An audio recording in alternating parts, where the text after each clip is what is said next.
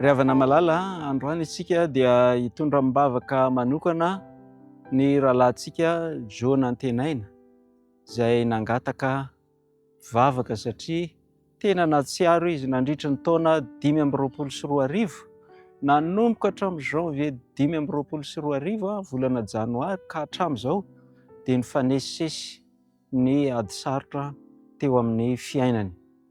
Ka dia hivavaka ho azy isika mba hananany hery manoloana n'izany toe-javatra izany, kanefa indrindra mba ho hitany ihany koa ny fitahiana rehetra izay nomen'Andriamanitra azy teo amin'izany fiainany indrindra tamin'iny taon'iny izany.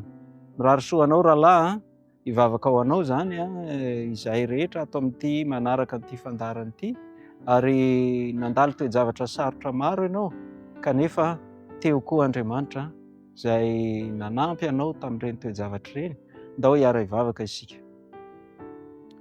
Andriamanitra ô Rainay any an-danitra, misy namanay Jona Antenaina izay nahatsiaro fa tena zavatsarotra maro tsy ohatran'izay efa niaina ny tany aloha no lalovany nandritra n'ity taona izay efa hivalina ity.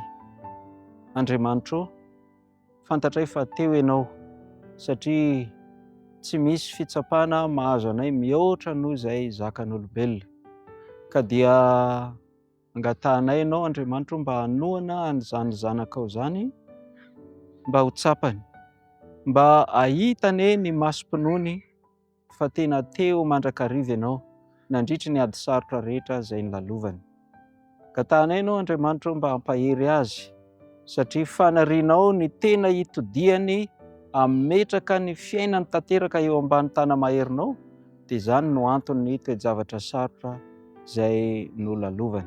Kanefa ampio ihany koa izy Andriamanitra, ampio izy mba ho tsapany ihany koa ireo fitahiana rehetra izay efa nomenao azy, ireo nataonao teo aminy. Satana dia indraindray mampirisika anay mba hiondrika, hitanondrika amin'ireo zavatsarotra, kanefa marobe izay mety ho takona teo amin'ny masonay, ny fitahiana sy ny fifaliana ary ny tombotsoa fitahi-pahasoavana rehetra avy any an-danitra teo amin'ny fiainanay.